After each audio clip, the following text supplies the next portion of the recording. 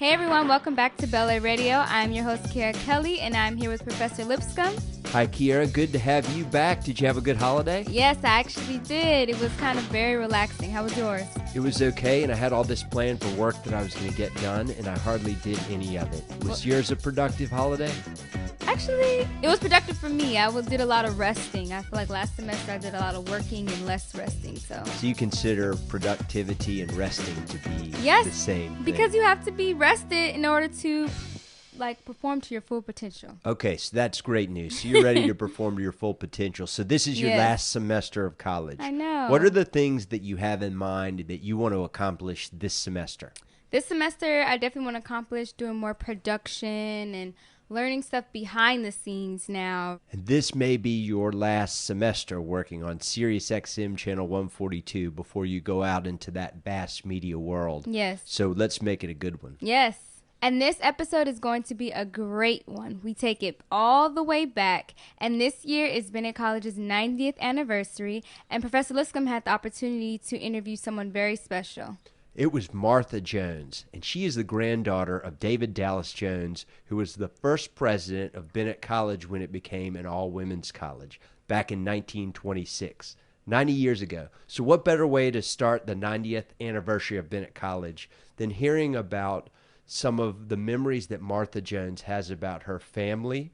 Her grandfather was passed away when she was a child, but she grew up with her grandmother, spending many summers on the campus of Bennett College.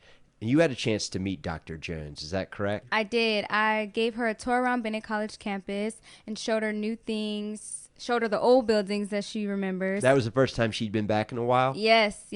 It was cool. She was really sweet, really nice, and you could tell the love that she just had for Bennett College. And I talked to her about how Bennett College grew on me and how I began to just love Bennett and how it was changing me as a person. So let's hear this interview right now. I spent my summers on the Bennett College campus as a child in the 1960s and 1970s. Do you have a first memory from that time period? Like a lot of first memories, my first memory is not my own. It comes from a photograph.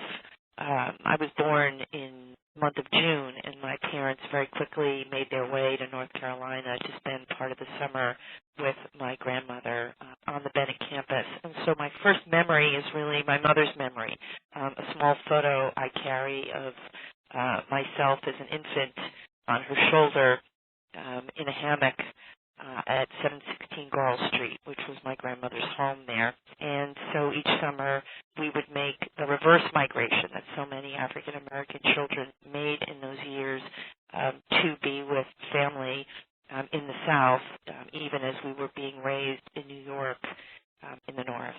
Who was in your family at that time as far as your siblings?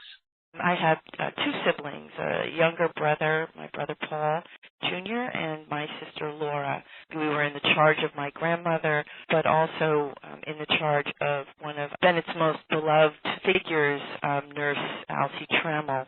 Did you have a sense that it was a real high point for her when you all would arrive for the summers? These are the years in which it was very typical when Black Americans traveled long distances that we didn't stop much along the way. It was a long drive from New York, and we would arrive late at night. And one of my best memories is that no matter what hour it was, my grandmother had set the table with a meal, and the meal was always waiting for you. And it was always the same meal. It was chicken salad, and it was good chicken salad. But it gives you a sense of how she anticipated our arrival and made us feel really welcome, even as sometimes we would arrive after midnight, long after she would have ordinarily gone to bed. There was always a meal waiting for us, as well as her waiting up until we got there. Do you recall getting excited when you went down to spend the summer in Greensboro at Bennett College? Yeah, Bennett was a kind of paradise, at least a kid's paradise, in the sense that imagine seeing it from the perspective of a 7-year-old or an 8-year-old or a 9-year-old. It's the summertime. The campus is wide open. There are students around, summer students who have come to take classes, some professors, some administrators, but the pace is a bit slower. and there's lots of good trouble for kids to get into. Our afternoons were spent reading, taking piano lessons down the block on Goral Street, but they were also spent exploring the campus, and we could play games, whether it was in the infirmary, playing doctor and nurse, or if it was in the chapel, playing a distinguished speaker. We would play in the little theater, right, and do our own improvisational theater groups. And as I got older, the students became more visible to me, and I was old enough to engage with them. And so some of my strongest memories are of the Bennett students who were themselves very generous to us, and so great memories of those summer session students and how kind they were and how patient they were with little kids. One of the things we loved to do was to sneak into the chapel and to pretend to give speeches. I had a chance to come back to Bennett 2 years ago and actually give an afternoon address from that pulpit, a formal one, and it was very moving to me, in part because that had at one time been, of course, my grandfather's pulpit, but because it had been a place when I was a girl that I had pretended to be one of those dignitaries who was coming to Bennett to address the student body. So that was really exciting for me. Did you have a favorite thing that you did with your grandmother? I have lots of favorite memories. Part of our duties was to keep our grandmother company and to accompany her when she made her visits, whether it was to friends or to local civic organizations or to her church, which was St. Matthew's Methodist Episcopal Church in Greensboro.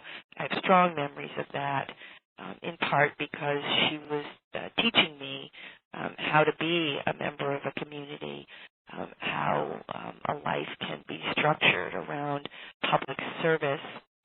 There was a year, I was probably 9 or 10, when the Board of Education for the city of Greensboro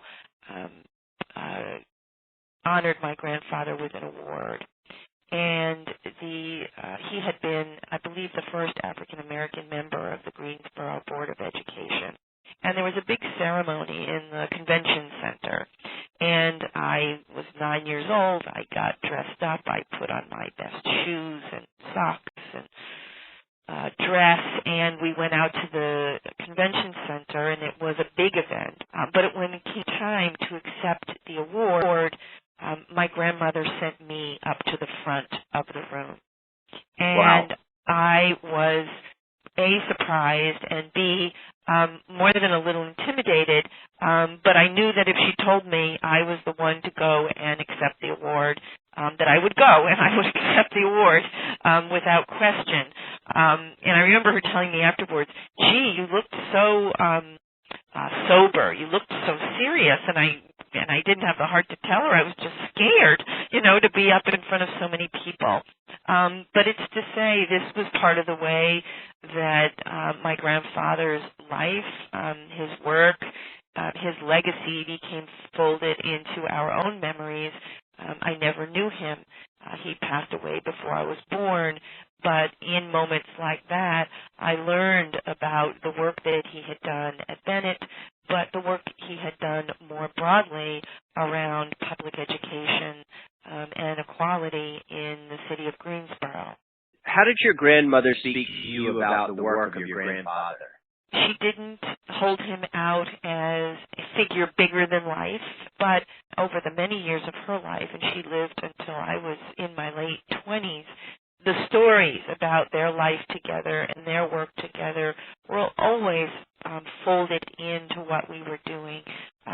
You'll remember that I'm coming of age in the 1960s. I'm coming into of age in the height of the civil rights era in many regards, and this was an important topic of conversation in my grandmother's home always. But she also used those current events, if you will, to tell us longer stories about the history of struggles for race and equality, education that my grandfather's life exemplified and that the story of Bennett exemplified. Were you aware of racial divides growing up, or were you sort of removed from that in your visits to Bennett College? No, I think we were very aware of that. My grandmother kept us very close to home, as I think is not atypical for African American children of my generation. She made sure that we understood the lines that were, in some sense, falling away as legal lines, but were still powerful political and cultural, social lines. We were safe and we were a known quantity on the Bennett campus. People knew that we were Mrs. Jones's grandchildren and they looked out for us. Do you recall any of the other students or faculty or staff talking with you about how much they enjoyed your grandmother and grandfather? Yes, and it can stay until this day when I have the opportunity or the occasion to speak to someone and they learn that I am the granddaughter of David and Susie Jones. Until this day, the stories of appreciation pour out. Of the children that your grandfather and grandmother had, what was their involvement at Bennett College? They have 4 children who survived. They had one child who died very young, but they had 4 children who survived into adulthood. My father, Paul, his younger brother, Frank, who's today is still living, and his older sister, Frances, and his oldest brother, David. So the 4 of them were raised on the Bennett campus, literally, which is to say my father wasn't even a year old when they relocated from Atlanta to Greensboro in 1926 so that my grandfather could take over the helm of Bennett. So they were raised on that campus, raised up literally by the faculty, by the staff, by students. What an education they had in those years at the supper table with visiting dignitaries of all sorts and speakers and artists and literary figures, all of whom passed through Bennett. All of the great ones did in those interwar years in particular. And so this was the kind of education that they received. They traveled with my grandfather. One of his roles, and one of his important roles, was building the campus, and in order to do that, he spent many months on the road raising money across the country for Bennett. My Aunt Frances went to Bennett as a college student. My grandfather was known to say that how could he stand at the helm of or invite people to support a school that he wouldn't send his own daughter to. And so she attended 4 years of Bennett, I think, very happily, in fact, even as it was so close to home. Do you recall hearing about what kind of a student she was at Bennett College? My impressions of her time at Bennett come from the ways in which I think she, in her lifetime and even today, is still remembered and appreciated there, which is to say she, I think, not only loved her years at Bennett, she loved them so much that part of her life's project was giving back, meeting students, and from time to time being bestowed with very generous distinctions and honors from Bennett. Many people know the story of her years as a student there when she helps to organize a protest in downtown Greensboro. We mostly know that story from the news coverage. I found the clippings of that story in her own papers after her death. So it clearly was a moment that was an important one for her because she held on to that news clipping for so many years. And as a means of background, so there was a case where the theater was editing out scenes from movies that featured black actors, Mm-hmm. and that the Bennett students were protesting that these movies not be edited in that way. Yes, I think that's right. I think that's right.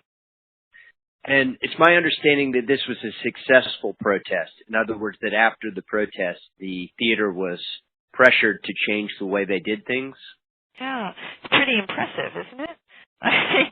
Yeah, and it was 1937, right? In 1937. So it's to say there is, I think we'd say today, there is a civil rights movement of sorts in this period. It is not the robust, multifaceted, radically transformative civil rights movement that we associate with the 1950s and the 1960s. But nonetheless, when those young women from Bennett are critiquing particularly a site like a movie theater, they are working very much in a tradition that had already been established by an organization like the NAACP. Did your grandmother ever tell you about that story and what the background was, or was that something that you discovered more independently? I really discovered it more independently, and so I think, but it's a really interesting question. By the time I'm coming of age, Bennett students, along with students from North Carolina A&T, have engaged in those sit-ins that have become an iconic piece of our civil rights movement history in the United States. Because they were civic leaders, they were under tremendous scrutiny. Anything that their children might do would be of note. And some people might note it with admiration, and other people might note it with criticism. So there's no question that when my Aunt Frances helps to organize and participates in this protest, she's opening the door to her criticism, right, of her family, of her parents, of Bennett itself. On the other hand, I would have to say that one of the other things I know about my grandfather and my grandmother is that they were deeply devoted to the notion that students were of their own generation, young people were of their own generation, they were making their own world, that you were training young women at an institution like Bennett to be independent thinkers, critical thinkers, civic leaders. And so if they had any reservations about that moment, it had to have been mixed with pride. Do you recall that your aunt was known to have a courageous spirit and a personality of leadership? Or did you get the impression that that's something that kind of developed as she got into college?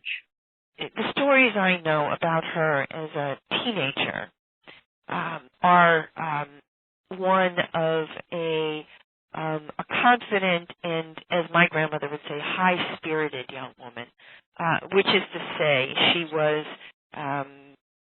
strong-minded, confident, full of fun and laughter, which is to say someone you want to be around because she's got that kind of energy that draws you to her, and that was true all her life.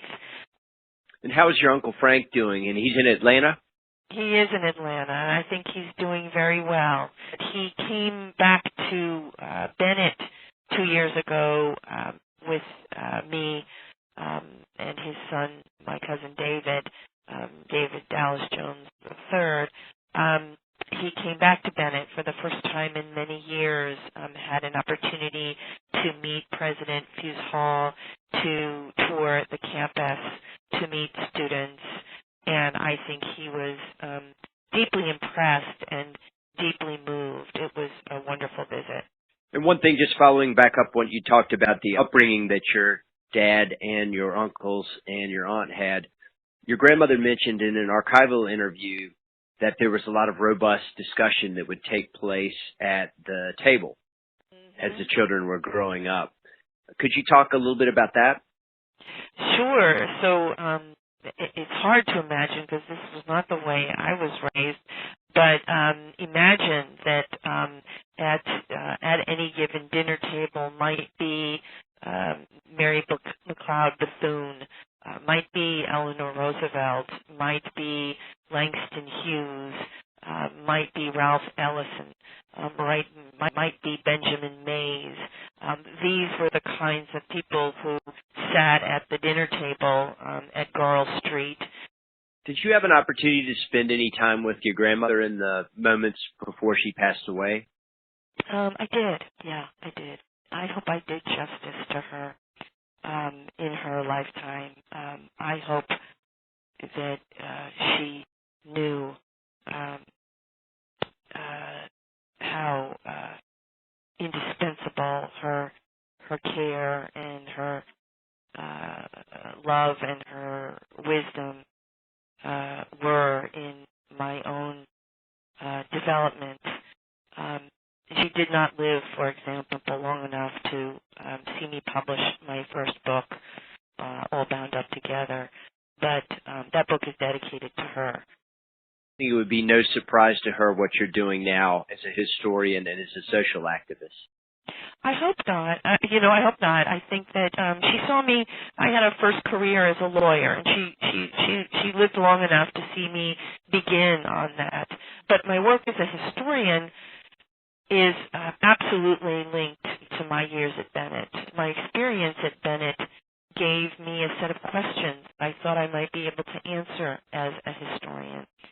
It wasn't the case that Bennett women were told you can't or you shouldn't or women don't do that or women have a specific role and it's only in these kinds of jobs or these kinds of settings. No, right? At Bennett, by the 20s, right, young women are coming and they're being told, right, to think big, right, to think ambitiously. And I wanted to understand what was the tradition in Black American culture that really encouraged young women to see themselves in that way. What do you enjoy most about working with young people, college-age young people today?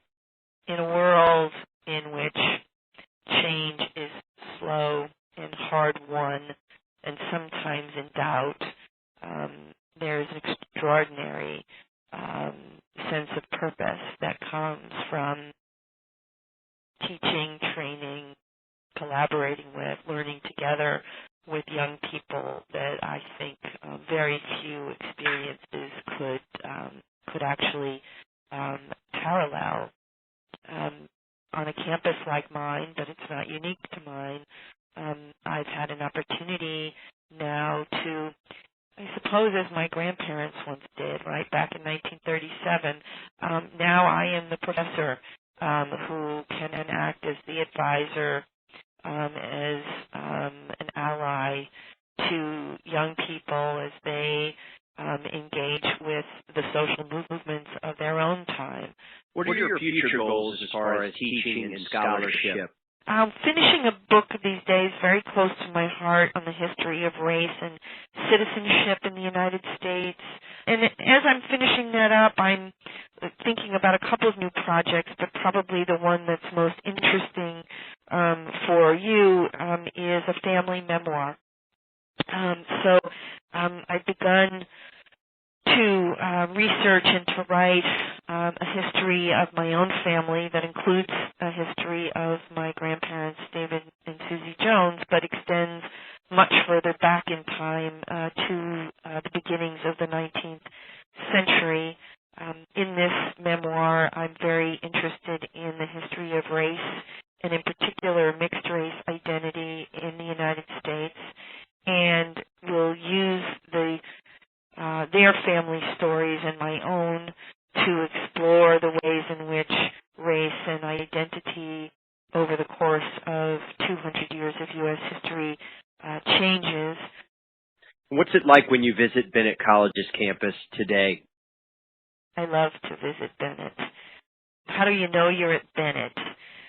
You know you're at Bennett College when you're anonymously walking across campus and you encounter a young woman who not only says hello, but stops to introduce herself, to inquire about who you are, to engage you in a discussion about her studies and her life at Bennett, and you think, right, I'm home.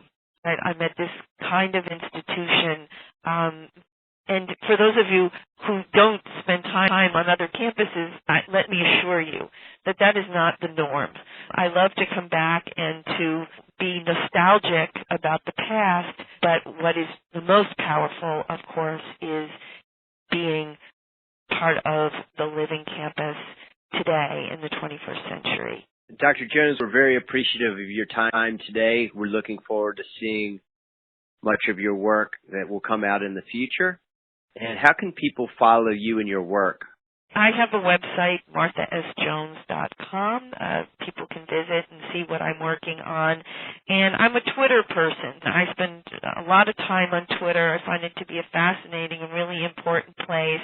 And I'm on Twitter at Martha S. Jones, UM is my handle. Martha S. Jones, UM stands for University of Michigan.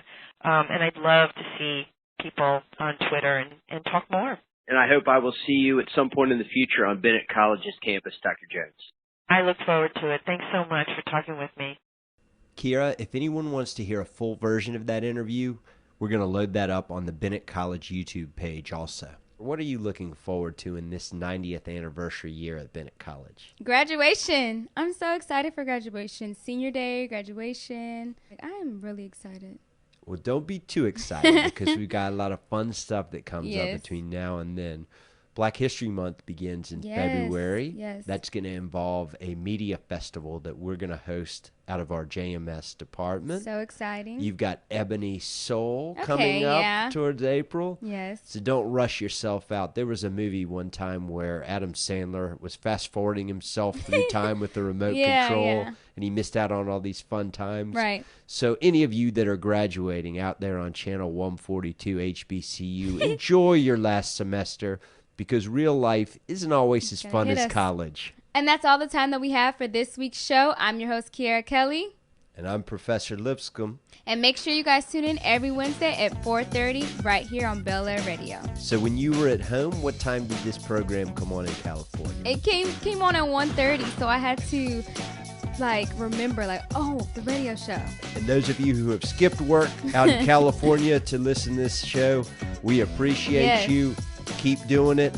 And tune in for our reruns, East Coast time, Friday at 10 a.m. and Monday at 3:30 p.m. East Coast time. And we'll talk to you all next week.